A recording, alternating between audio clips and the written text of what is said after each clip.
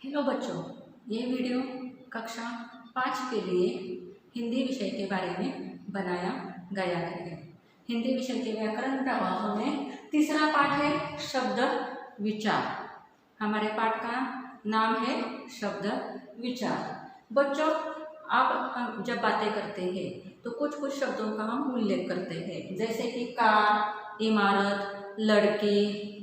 ये जो शब्द है हम ये कैसे किस लिए इस्तेमाल करते हैं, क्योंकि उनका कुछ ना कुछ अर्थ होता है। अब ये कार शब्द कैसे बना है? शब्द कैसे बनते हैं? शब्द वर्णों से बनते हैं। वर्ण कौन से होते हैं? वर्ण दो प्रकार के होते हैं, स्वर और व्यंजन। तो कार शब्द में कौन से वर्ण है? क हलंत होता है, जो इसके पाई के नीचे थोड़ी सी तिरछी रेखा होती है, उसे हलंत कहा जाता है। तो कार शब्द कैसे बनता है? क हलंत प्लस आ प्लस र एंड प्लस अ। तो ये कार शब्द कैसे बना? क हलंत प्लस आ प्लस र प्लस अ। इतने सारे व्यंजन उस कार शब्द में आ गए। आप सभी को वर्ण विच्छेद के बारे में तो मालूम ही है। तो कार शब्द में ये वर्ण आते हैं। तो शब्द कैसे बनता है? वर्णों के मेल से शब्द बनता है। वैसे ही इस शब्द से कार, इमारत, लड़की, कमल, इससे क्या होता है? आपको अर्थ का बोध होता है ना, इससे कुछ ना कुछ अर्थ मिलता है ना आपको, इससे कुछ ना कुछ अर्थ की प्राप्ति होती है। तो ये जो शब्द होते हैं वो कैसे होते हैं? अर्थपूर्ण होते हैं। जो शब्द अर्थपूर्ण होते हैं उसे क्या कहा जाता है? सार्थक शब्द। इससे कुछ ना कुछ अर्थ निकलता है। लेकिन कार के जो वर्ण आ गए उसमें अगर हमने उसको उल्टा पुल्टा किया, र का र क, तो ये शब्द कैसे हो गया? उसका कोई अर्थ होता है क्या? आपको उसका कोई अर्थ मिलता है क्या? नहीं मिलता है। तो ये र का ये शब्द कैसे हो गए? निरर्थक शब्द हो गए, जिसका कोई भी अर्थ नहीं होता है। तो शब्द किसे कहते हैं? शब्द की परिभाषा क्या है? शब्द की डेफिनेशन क्या है? वो डेफिनेशन क्या है शब्द की? वर्णों के सार्थक मेल को शब्द कहते हैं। शब्द कैसे बनता है? वर्णों से बनता है, लेकिन उनका मेल कैसा होना चाहिए? सार्थक मेल होना चाहिए। सार्थक शब्द दिया गया है वहां पर। सार्थक मतलब मीनिंगफुल, जिसका अर्थ हो, वो मीनिंगफुल हो। और जो निरर्थक होते हैं वो कैसे होते हैं? मीनिंगलेस होते हैं। उसका कोई भी मीनिंग नहीं होता, वो अर्थपूर्ण नहीं होते। तो वर्णों के सार्थक मेल को शब्द कहते हैं। अब आपको समझ में आ गया किसको कहा जाता है?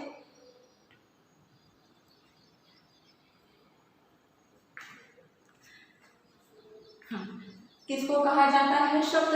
वर्णों के सार्थक मेल को शब्द कहते हैं। हिंदी शब्दों का वर्गीकरण किया गया है। तो ये शब्द किन प्रकार के होते हैं, इसका क्लासिफिकेशन किया गया है, वर्गीकरण किया गया है। तो ये वर्गीकरण से शब्दों के कितने भेद होते हैं, कितने प्रकार होते हैं शब्दों के? उत्पत्ति 3 होते हैं। कितने होते हैं? 3 होते हैं। एक है उत्पत्ति के आधार पर, 2 बनावट के आधार पर और 3 प्रयोग के आधार पर। ये क्या हो गया? शब्दों का वर्गीकरण हो गया। शब्दों के 3 प्रकार होते हैं। तो उत्पत्ति के आधार पर जो हिंदी शब्द होते हैं उसके भी 4 भेद होते हैं, उसके भी 4 प्रकार होते हैं। वो कौन से हैं? तत्सम शब्द, तद्भव शब्द, देशज शब्द, विदेशी शब्द। विदेशी शब्द को ही आगत शब्द कहा जाता है। तो सबसे पहले हम तत्सम शब्द के बारे में देखते हैं। तो तत्सम शब्द किसे कहते हैं? जो शब्द संस्कृत भाषा से जैसे कि तैसे लिए गए हैं, जो के तो लिए गए हैं। तत्सम शब्द कैसे होते हैं? जो संस्कृत भाषा से, हिंदी कैसे हमारी लैंग्वेज है, आपको हिंदी, मराठी, इंग्लिश लैंग्वेजेस मालूम है ना, वैसे ही संस्कृत एक लैंग्वेज है। तो संस्कृत लैंग्वेज के भाषा के जो शब्द है वो शब्द जैसे कि तैसे हिंदी में प्रयोग इस्तेमाल करने लगे हैं। वो शब्दों को क्या, उन शब्दों को क्या कहा जाता है? तत्सम शब्द कहा जाता है। जो संस्कृत भाषा में भी वैसे है, उनका रूप वही है, और हिंदी भाषा में भी उसी रूप में उनको अपनाया गया है। तो ऐसे शब्द कौन से हैं? रात्रि, सूर्य, ये सभी क्या है? सर्फ। इसका हम हिंदी में अब उसका उपयोग करने लगे हैं, लेकिन ये कौन से शब्द है? तत्सम शब्द है। दूसरा कौन सा है? तद्भव शब्द। तद्भव शब्द किसे कहते हैं? जो संस्कृत भाषा के शब्द है उनका थोड़ा सा रूपांतर किया गया है, उनको उसी रूप में न लेकर उसमें थोड़ा सा रूपांतर करके उसको अलग रूप में अपनाया गया है, तो उसे क्या कहा जाता है? तद्भव शब्द कहा जाता है। तद्भव शब्द संस्कृत भाषा के जिन शब्दों के रूप को कुछ परिवर्तन करके उनको हिंदी में अपनाया गया है, उनके शब्दों के रूप को थोड़ा सा चेंज किया। संस्कृत भाषा के जो शब्द है उनको थोड़ा सा परिवर्तन करके, परिवर्तन में थोड़ा सा चेंजेस करके उसको हिंदी में अपनाया गया है। अब सर्फ ये शब्द संस्कृत भाषा का है, तो सर्फ के जगह तद्भव शब्द क्या आ गया? साफ आ गया। क्या आ गया? साफ शब्द आ गया। रात्रि तत्सम शब्द है, तो रात्रि के लिए तद्भव शब्द कौन सा आ गया? रात आ गया। सूर्य तत्सम शब्द है, तो सूर्य के लिए तद्भव शब्द क्या आ गया? सूरज आ गया। आ गया आपको यहाँ तक बच्चों समझ में तत्सम और तद्भव शब्दों में क्या फर्क होता है? ओके, देन थर्ड इज देशज शब्द। कौन सा शब्द है? देशज शब्द मतलब उस देश में बोला जाता है। अब हमारे भारत देश में कितने सारे क्षेत्र है, उन क्षेत्रों में अलग अलग बोलियां बोली जाती है, उस क्षेत्र की एक अलग बोली होती है, और वो बोलियों में जो शब्द इस्तेमाल किए जाते हैं उन शब्दों को क्या किया गया है? हिंदी भाषा में वैसे ही इस्तेमाल करने लगे, हिंदी भाषा में उनका रूप वैसे ही अपनाया गया। तो देशज शब्द जैसे पगड़ी, ये पगड़ी क्या है? देशज शब्द है, एक विशिष्ट क्षेत्र में ये बोला जाता है। पगड़ी मालूम है ना, जो पहना करते हैं ऊपर, सिर के ऊपर जो पहना करते हैं उसे क्या कहते हैं? पगड़ी। तो क्या किया गया? जो शब्द उस क्षेत्र में बोली भाषा में उनके यूज किया जाता था, इस्तेमाल किया जाता था, वही शब्द हिंदी भाषा में वैसे ही उसके रूप को अपनाया गया। तो एक पगड़ी शब्द है, उसके अलावा भी शब्द है देशज शब्द, खिड़की, जूता, पैसा आदि, एक्सेट्रा। आदि मीन्स एक्सेट्रा। ओके, तो देशज शब्द के बारे में हो गया। अब विदेशी शब्द, आगत शब्द। आप सबको आगत ध्वनियाँ मालूम है ना, जो ध्वनियाँ आ गई है दूसरे विदेश मतलब दूसरे देशों में जो बोले जाते हैं शब्द, वो शब्द हमने वैसे के वैसे यहाँ पर हमारे हिंदी भाषा में अपना लिए गए हैं। तो वो शब्दों को क्या कहा जाता है? आगत शब्द। तो आगत ध्वनियाँ कौन सी आपको मालूम है? अ, ज, फ, कोई वर्ण ध्वनियाँ कहाँ से आई है? वर्ण कहाँ से आए हैं? उर्दू से आए हैं, वैसे ही कुछ अंग्रेजी से आए हैं। अंग्रेजी से कौन से आ गए? और एक शब्द है, वर्ण कहाँ से आया है? अंग्रेजी से आया है। तो देशी शब्द को ही क्या कहा जाता है? आगत शब्द को ही क्या कहा जाता है? विदेशी शब्द, जो दूसरों देशों के भाषा से उनको हमने अपनाया है। जैसे कि डॉक्टर, ये डॉक्टर शब्द हमारे यहाँ का है क्या? ये अंग्रेजी शब्द है ना, लेकिन हम इस्तेमाल करते करते हिंदी भाषा ने ही उसको अपना लिया है। हिंदी भाषा में हम डॉक्टर शब्द, फुटबॉल शब्द, बॉल शब्द, उसमें जहाँ पर अ की आती है, वर्ण आता है, वो शब्द हमने जैसे कि तैसे अब अपना लिए गए हैं। तो विदेशी शब्द, ये शब्द दूसरे देशों की भाषा से हिंदी में आए हैं। ये शब्द कहाँ से आए हैं? दूसरे देश की भाषा से हिंदी में आए हैं। वो कौन से हैं? डॉक्टर, लालटेन, टिकट, सब्जी, तौलिया आदि शब्द कहाँ से आए हैं? दूसरे देशों से आए हैं। ये क्या हमने क्या देखा कि उत्पत्ति के आधार पर हिंदी भाषा का जो वर्गीकरण किया गया है, जो उत्पत्ति के आधार पर भेद होते हैं, उत्पत्ति के आधार पर कितने भेद होते हैं? 4 भेद होते हैं। उनके बारे में अब हमने यहाँ पर देखा। तो अब कौन सा दूसरा प्रकार है? बनावट के आधार पर। बनावट के आधार पर भाषा के कितने भेद होते हैं? 3 भेद होते हैं। कितने भेद होते हैं? 3 भेद होते हैं। वो पहला कौन सा है?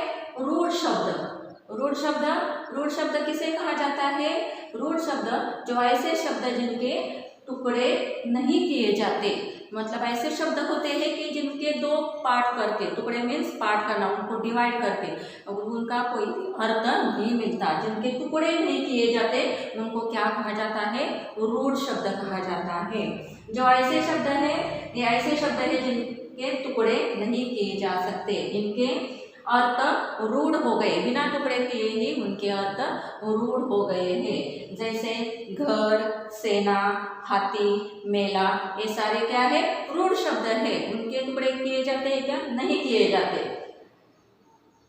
बनावट के आधार पर 3 भेद है। पहला रूढ़ शब्द हो गए, दूसरा यौगिक शब्द। यौगिक शब्द ये ऐसे शब्द है जो 2 शब्दों के योग से बने जाते हैं। वो कैसे बने जाते हैं, 2 शब्दों के योग से बने जाते हैं। इनके सार्थक टुकड़े किए जाते जा सकते हैं और इनके क्या होते हैं, सार्थक टुकड़े किए जाते हैं। ऐसे कौन से शब्द है, नीलकमल। नीलकमल एक शब्द है, लेकिन उसमें उसको अगर हमें उसके टुकड़े के, ये 2 शब्दों के योग से बना है। कौन सा शब्द, नीलकमल। ये 2 शब्दों के से बना हुआ शब्द है ना, लेकिन अगर हमने उसके टुकड़े किए तो भी उसका अर्थ निकलता है, नीलकमल। दूसरा है पाठशाला। पाठशाला भी 2 शब्दों के योग से बना हुआ शब्द है। पाठ प्लस शाला से कौन सा शब्द बना है, पाठशाला।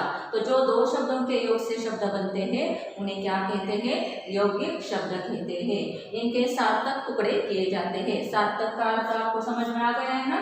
सार्थक का अर्थ होता है जिससे हमें अर्थ की प्राप्ति होती है, जिससे हमें अर्थ प्राप्त होता है। तीसरा है योग रूढ़ शब्द।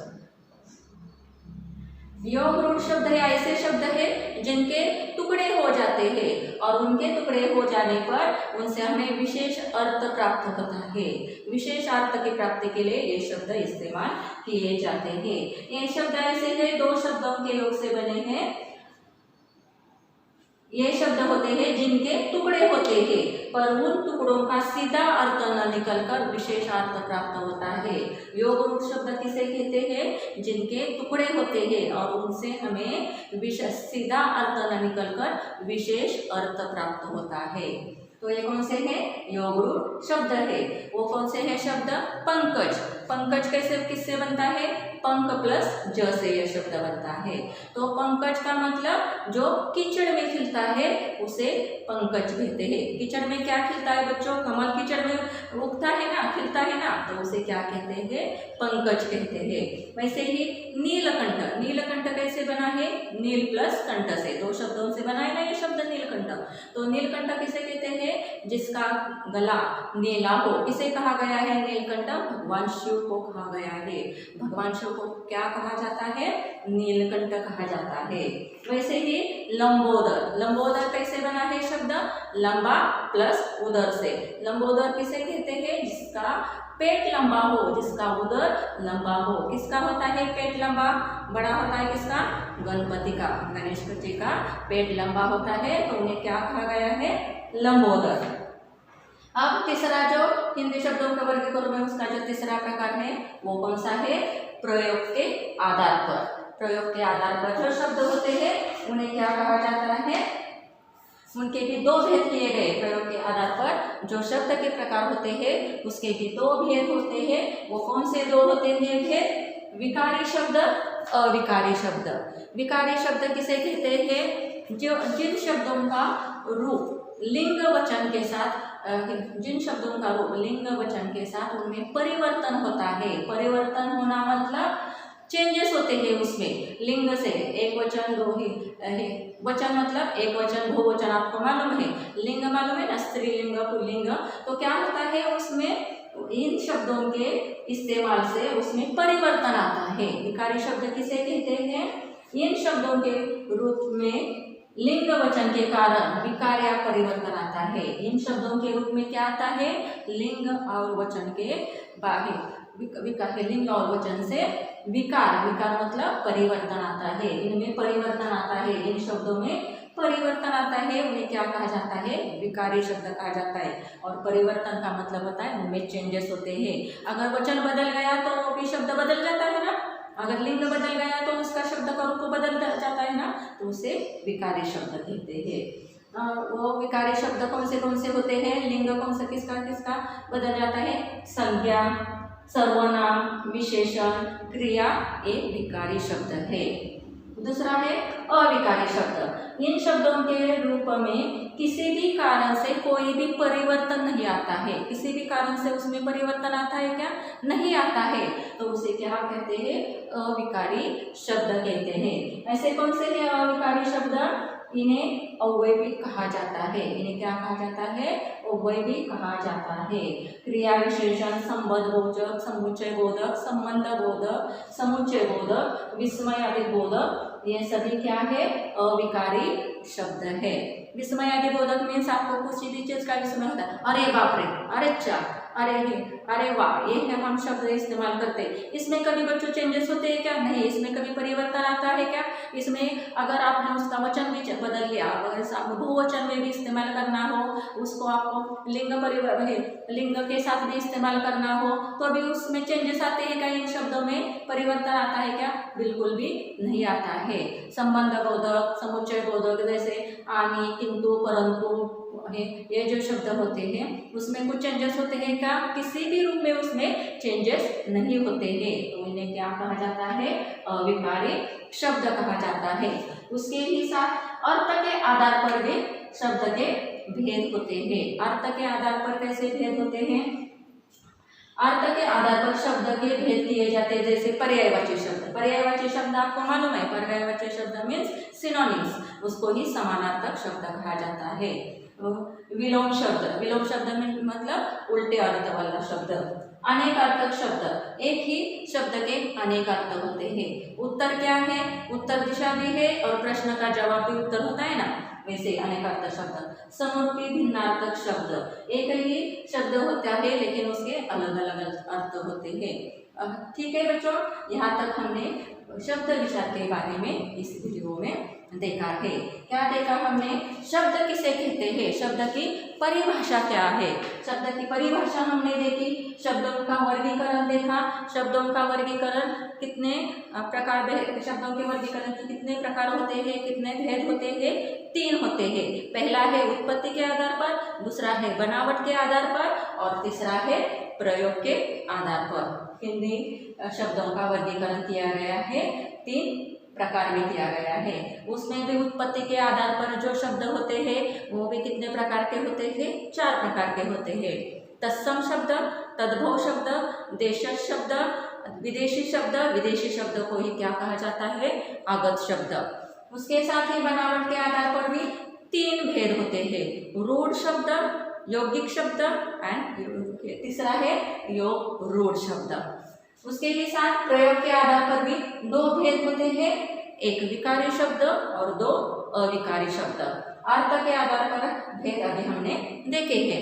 तो यहाँ तक हमने वो शब्द विचार के बारे में देखा है। इस वीडियो के बाद ही आपको मैं इसके साथ ही क्या करने वाली हूँ, इसके बाद में आपको मैं एक्सरसाइज, इसके ऊपर जो सवाल जवाब दिए गए हैं वो भी आपको सॉल्व करके देने वाली हूँ। अगर इस वीडियो में आपको कोई डाउट है तो आप मुझसे पूछ सकते हो। Thank you.